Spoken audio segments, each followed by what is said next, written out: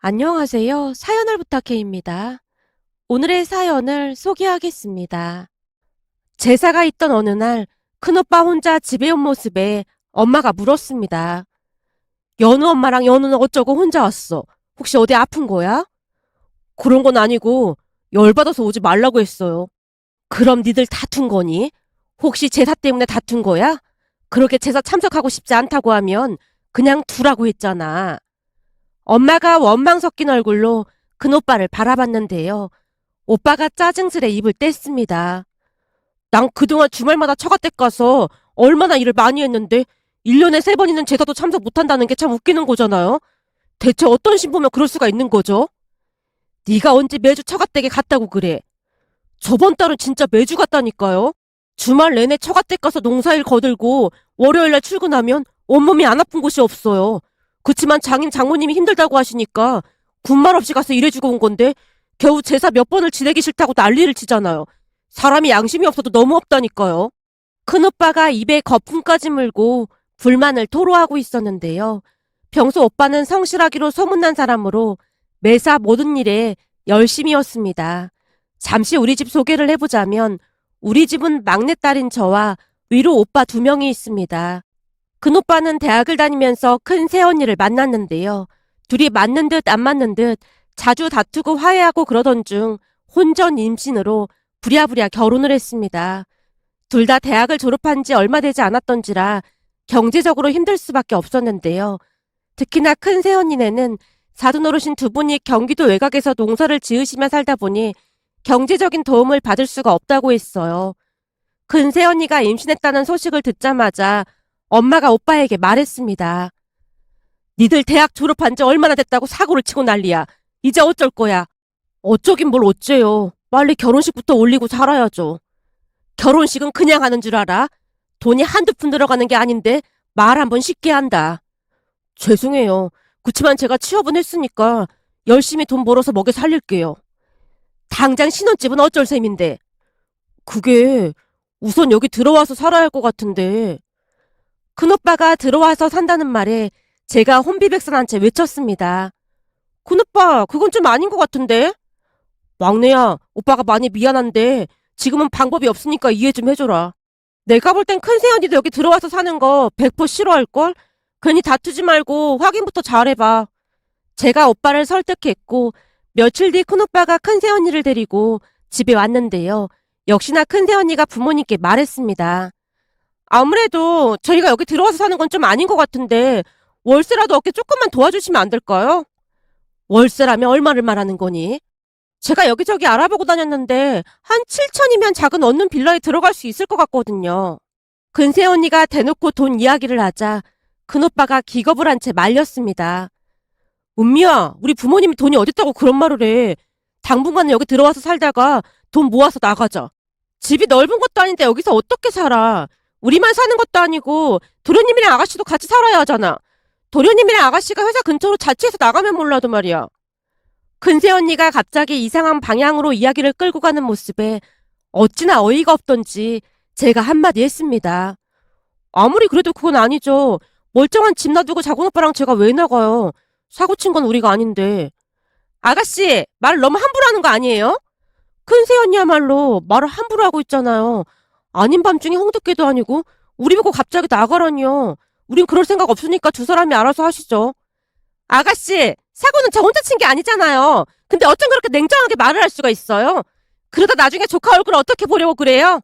근세 언니가 어찌나 뻔뻔하게 말을 하던지 제가 다시 맞받아치려 입을 움찔거리고 있었는데요. 엄마가 급히 말렸습니다. 됐어. 둘 다 그만하고 우선 어떻게 해야 할지 생각을 좀 해보자. 은미는 우선 돌아가 봐라. 엄마가 큰 새언니를 억지로 내보내고는 땅이 꺼져라 긴 한숨을 내쉬었어요. 요즘 젊은 사람들 맹랑한 줄은 알았는데 겪어보니 보통이 아니네. 엄마, 난 절대 못 나가. 나 여기 있을 거니까 그런 줄 알아. 엄마도 너 내보낼 생각 없으니까 그런 걱정은 하지 마. 그나저나 방을 하나 얻어줘야 할 텐데 걱정이다. 엄마가 걱정스레 말을 하자 아빠가 대답했어요. 그 모아놓은 적금이라도 깨야지 어쩌겠어. 그거 깨서 우선 월세라도 얻어주자고. 그러게 왜 사고를 쳐서 이 사다를 만들어.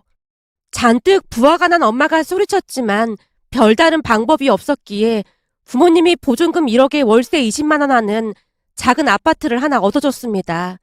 근세연이네 집은 형편이 안 좋아서 도움을 줄 수가 없다고 했기에 큰오빠 부부가 모아놓은 돈과 부모님 도움으로 소소하게 결혼식도 올렸는데요. 그동안 워낙 어렵게 살았던 큰새언니 입장에서는 부모님이 해주신 1억이 어마어마하게 큰 돈이라고 생각했던지 많이 좋아했습니다. 그 뒤 조카가 태어났고 오빠는 외벌이로 열심히 돈을 벌면서 나름 잘 지냈어요. 큰새언니 친정이 농사를 짓다 보니 주말마다 가서 도와주면서 많이 바쁘게 지내는 듯 해보였습니다. 그러다 보니 본가에는 명절과 제삿날만 얼굴을 비추는 정도였고 그것도 큰오빠가 억지로 끌고 다시피 했습니다. 하지만 가족들은 큰오빠 부부를 그다지 신경 쓰지 않았는데요. 그냥 둘만 잘 살면 된다는 생각뿐이었거든요. 그러던 어느 날은 작은 오빠가 결혼을 하겠다며 작은 새언니를 소개했고 작은 새언니를 소개하고 며칠이 지났을 무렵 엄마가 걱정스레 물었어요. 니들 집은 어떻게 할 생각이니? 우리가 많이 못 보태줄 것 같은데 걱정이다. 엄마, 우리는 걱정 안 해도 돼. 그게 무슨 소리야? 결혼을 해야 하는데 어떻게 걱정을 하네? 그동안 내가 모아놓은 돈도 좀 있고 사실 집은 보라가 가지고 있는 집에서 살기로 했어. 내가 혼수만 해가면 될 것 같아. 보라한테 집이 있었어? 집도 꽤 넓고 주변 환경도 좋아서 오래 살 수 있겠더라고. 몇 평인데? 그게 48평인데 엄청 넓더라고. 다른 사람 전세 줬다는데 만기가 다 되어가나 봐. 뭐? 48평? 그럼 엄청 비싼 거 아니야? 그렇겠지. 근데 보라네 부모님이 오래전에 사둔 거라 그땐 그렇게 비싸지 않았다고 하더라고. 거기다 보라 이름으로 상가도 하나 있어서 거기서 월세 받는 것도 꽤 되는 것 같더라고. 그러니까 우리 걱정은 안 해도 돼. 다만 보라는 제사 음식 그런 건영 소질이 없다 보니까 그냥 처가댁에 오는 도우미 이모님께 부탁을 해서 몇 가지 만들어 오겠다고 하던데 그런 건 괜찮지? 그 정도는 엄마가 이해해 줄 거지? 제사 음식 걱정은 뭐하러 해? 그냥 우리가 하면 금방 하는데. 그래도 보라가 좀 미안하다고 손 많이 가는 음식들 위주로 준비하겠다고 하더라고. 괜찮으니까 아무 신경 쓰지 말라고 해. 근데 아무리 돈이 많아도 우리도 뭔가 해야 하는 거 아닌지 모르겠다. 아니야. 사실 혼수도 많이 해오지 말라고 하더라고. 그리고 내가 타던 차는 형한테 줄 거 같는데 좀 그럴려나? 너 차 산 지 얼마 되지도 않았잖아. 그게 장인어른이 새 차를 하나 사주신대. 뭐? 차를 사주신다고? 그게 엄마 아버지랑도 상의할까 했는데 사실 내가 다니던 회사가 대기업이라 아깝긴 한데 그만두고 장인어른 회사로 가기로 했거든. 그래서 장인어른이 고맙다고 좋은 차 하나 사주신다고 하더라고. 그렇다고 그걸 넙죽 받으면 어떡해. 우리가 너무 미안하잖아. 굳이 사주신다고 하시는데 어쩔 방도가 없더라고. 너무 받기만 해서 미안해서 어쩐다니. 그럼 우리가 결혼식장이랑 신혼여행비라도 대줄 테니까 그런 줄 알고 있어. 결혼식장도 장인어른이 잘 아는 호텔 예식장이 있어서 거기서 하면 될 것 같아. 그러니까 신경 쓰지 마. 작은 새언니 친정이 워낙 부자였는데 사실 작은 오빠가 워낙 잘생긴 데다가 착하기까지 하다 보니 작은 새언니가 많이 좋아했다고 하네요. 그러다 보니 작은 오빠는 혼수만 조금 준비하고 결혼을 했습니다. 하지만 많이 기우는 결혼이라고 생각을 했던지 부모님이 많이 미안해하며 작은 새언니 눈치를 봤는데요. 작은 새언니는 우리가 생각했던 것과는 많이 다른 모습이었어요. 물론 아닌 것에 대해 이빠른 소리를 하긴 했지만 모든 것을 합리적으로 생각하는 모습이 참 인상적이었습니다. 그러니까 제사에도 꼭 참석을 했는데요. 손이 많이 가는 제사 음식을 준비해서 가지고 오는 모습에 오히려 우리도 조금은 편해졌다고 해야 할까요? 음식들이 맛도 좋아서 가족들 모두 좋아했고요. 또한 명절 아침엔 꼭 집에 들러서 차례를 지내고 식사를 한 뒤 친정으로 갔습니다. 어느 날 명절 전날에는 엄마가 작은 새언니에게 미리 전화를 하기도 했어요. 예, 이번에는 친정에 먼저 가라. 아니에요, 어머님. 제가 오래 있는 것도 아니고 아침 식사하고 바로 친정 가잖아요. 저는 괜찮습니다. 명절 아침에는 항상 본가에 들렀다가 친정에 가곤 했습니다. 그뿐만이 아니었는데요. 부잣집 딸이라 철이 없으면 어떻게 해야 하나 걱정이 많았지만 생각했던 것과는 전혀 다른 모습으로 제게도 항상 예의 바르게 행동했습니다. 그러다 보니 우리는 큰 새언니보다 작은 새언니가 더 마음에 들 수밖에 없었어요. 오히려 큰 새언니가 작은 새언니에 비해 많이 까다로운 편이었으니까요. 더군다나 작은 오빠가 결혼을 하고 난 뒤 큰 새언니의 불만은 끝도 없이 쌓여만 갔는데요. 모든 것에 트집을 잡으며 짜증을 내기 바빴습니다. 그러다 결국 큰 사건이 터졌습니다. 어느 명절 아침 식사를 하고 큰오빠와 작은오빠가 설거지를 하고 있었는데요. 큰오빠가 작은오빠에게 말했어요. 내가 마저 할 테니까 넌 재수씨랑 얼른 처가에 가봐. 괜찮아. 얼마 남지도 않았는데 같이 하고 가지 뭐. 나도 괜찮아. 내가 너한테 항상 고마워서 그러니까 얼른 가봐. 내가 한 게 뭐가 있다고 고맙다고 해. 그때 네가 찾아서 진짜 잘 타고 다니고 있고 이래저래 고맙고 미안하고 그렇지. 형인 내가 더 챙겨줘야 하는데 항상 미안하다. 형, 형제끼리 무슨 그런 말이 있어. 그래도 재수 씨한테 미안하고 눈치 보여서 그렇지. 우리 집사람은 걱정할 필요 없어. 풍족하게 잘 자라서 그런지 별로 상관도 안 하더라고. 오히려 조카 잘 챙기라고 항상 신신당부를 하는걸? 암튼 고맙다. 큰오빠가 다시 한번 고맙다는 인사를 하고 있었어요. 그런데 하필 큰 새언니와 제가 식탁에 앉아 있었고 작은 새언니는 부모님과 소파에 앉아 있었는데요. 순간 큰 새언니의 얼굴이 일그러져 있었습니다. 아마도 두 오빠의 대화를 듣다가 빈정이 상한 듯한 모습이었거든요. 그 뒤에도 큰오빠가 작은오빠에게 먼저 가라고 재촉을 했고 결국 작은오빠 부부가 집을 나서려고 일어났는데요. 그 모습을 보고 있던 큰 새언니가 불만 가득한 표정으로 입을 열었어요. 동서는 진짜 좋겠다. 네? 그게 무슨 말씀이세요?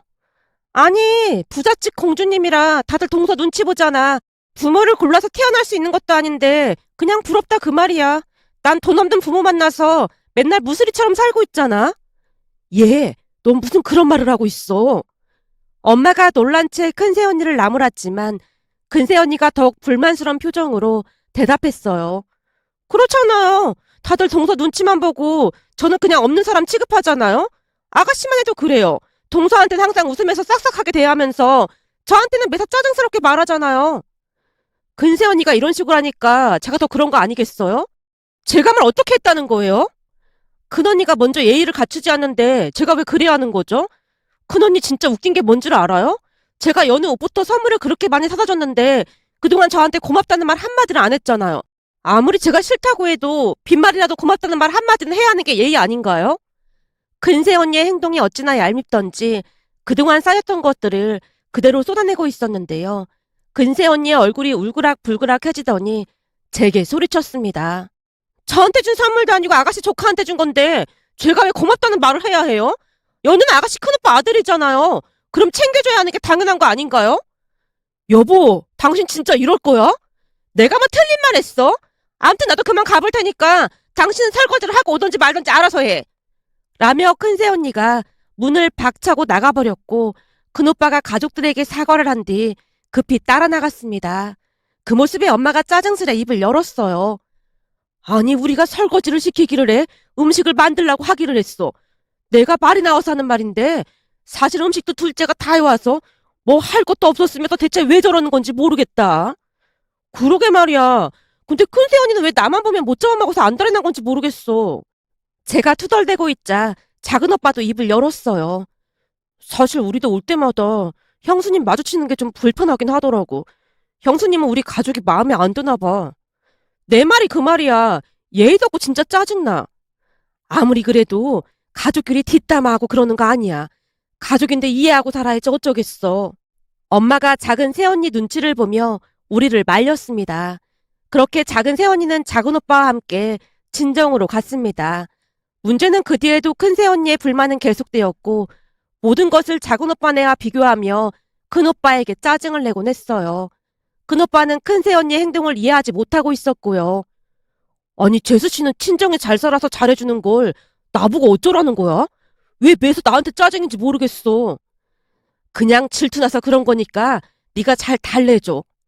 그 와중에도 엄마는 큰 새언니 험담을 하지 않으려 노력했습니다.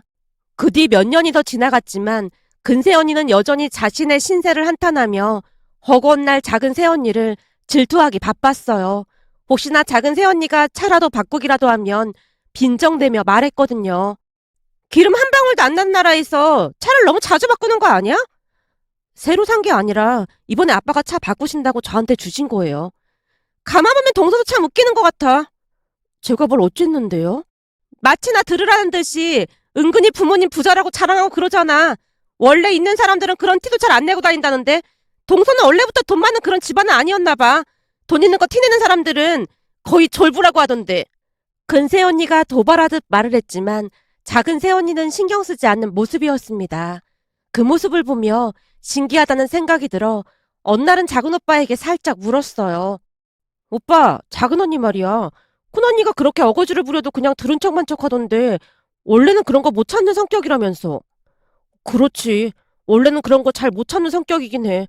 근데 그 사람은 아예 말이 안 통할 것 같으면 그냥 포기하고 대꾸하지 않더라고. 그리고 형수님이 좀 안 됐다고 생각하는 것 같아. 저번에는 내가 형수님 때문에 미안하다고 사과한 적이 있었는데 형수님 말이 틀린 말은 없다는 식으로 얘기하더라고. 뭐? 그냥 막무가내로 그러는데 뭐가 틀린 말이 없다는 거야? 그게 부모 잘 만나서 가진 능력보다 잘 사는 건 맞는 말이지 않냐고 그러더라고. 그동안은 그걸 당연하게 생각했는데 형수님 말 듣고 오히려 부모님께 감사하게 됐더나 뭐래나 그러더라고. 사실 그 사람 주변에는 잘 사는 사람들만 있다 보니까 형수님이 고생하면서 사는 거 보고 많이 놀란 눈치였어. 그러다 보니 그냥 한 귀로 듣고 한 귀로 흘러버리더라고. 기분 나빠하기보다는 오히려 안 됐다는 측은지심이 더 큰 것 같아. 그냥 우리 가족들이 착하다는 거에 만족하는 것 같아. 우리가? 형수님이 시비 거는 거 외에는 우리 가족 중에 힘들게 하는 사람이 없잖아. 오히려 시어머니는 엄마가 힘들게 했으면 골치 아팠을 거라면서 나머지 가족들은 다 좋다고 그냥 신경도 안 쓰더라고. 라며 작은 오빠도 대수롭지 않게 말했습니다. 그렇게 다시 시간이 흘러 조카 연우 생일날이 됐고 가족끼리 모여서 연우한테 선물을 줬는데요. 연우 입이 대빨 나와 있는 모습에 엄마가 큰 새언니에게 물었습니다. 우리가 준 선물이 마음에 안 드나 보네. 아, 그게 작년부터 그 전동 자동차를 사달라고 하는데 그게 워낙 비싼 거라 다음에 사준다고 했더니 저러네요. 그럼 우리한테라도 말하지 그랬어. 그것도 한두 번이지 저도 사람인데 염치라는 게 있는걸요. 근세 언니의 목소리가 예전과는 다르게 날카롭진 않았는데요. 아무래도 작은 새언니로 인해 조금씩 심경의 변화가 있었던 게 아닌가 싶었습니다. 큰 새언니가 어떤 행동을 해도 작은 새언니는 항상 큰 새언니를 챙겼거든요. 몇 달 전 큰 새언니 생일 때 작은 새언니가 선물을 해줬는데 큰 새언니가 시큰둥하게 반응하는 모습에 작은 새언니가 조용히 그리고 따뜻한 목소리로 말했습니다. 형님, 이럴 땐 그냥 고마워 동서 한마디만 하면 되는 거예요. 속으로는 고마워하고 있는데 표현이 많이 서투신 것 같아서 안타까워서 드리는 말씀이에요. 우린 가족이잖아요. 우리 부모님이 가족은 항상 든든한 존재라고 했거든요. 그러니까 앞으로는 그냥 가족들 마음 있는 그대로 받아주셨으면 좋겠어요. 작은 새언니가 큰 새언니를 향해 또박또박 말을 했고 마음에 동요가 있는 듯 큰 새언니가 어찌할 바를 모른 채 고개를 떨궜습니다. 그런데 작은 새언니의 진심이 통했던 모양으로 연우 생일날 제가 연우에게 선물을 건네자 큰 새언니가 눈치를 보며 입을 뗐어요.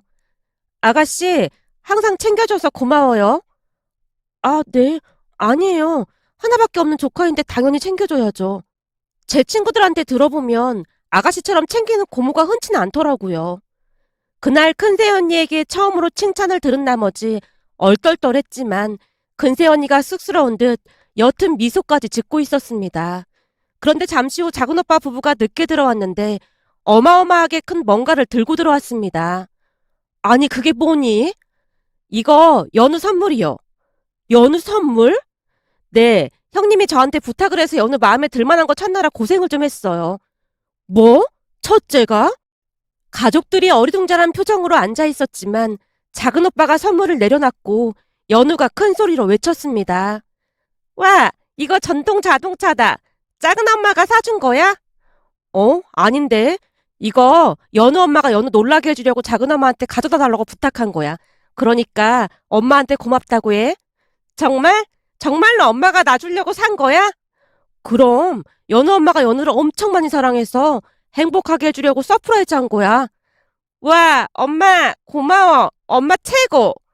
연우가 큰 새언니에게 매달린 채 벌쩍벌쩍 뛰면서 좋아했습니다. 그 모습에 큰 새언니가 뒤를 돌아 눈물을 훔쳤는데요. 작은 새언니의 마음 씀씀이에 큰 감동을 받은 것 같아 보였습니다. 그렇게 며칠 뒤 큰 새언니가 작은 새언니와 저를 따로 불러서 만났는데요. 큰 새언니가 우리에게 고맙다는 말을 하며 눈물까지 보였습니다. 동서랑 아가씨 정말 고마워요. 그동안 제가 못나게 군 거 정말 미안하고 고마워요. 혼전 임신으로 결혼해서 열등감만 가득했던 것 같아요. 그동안 정말 미안했어요.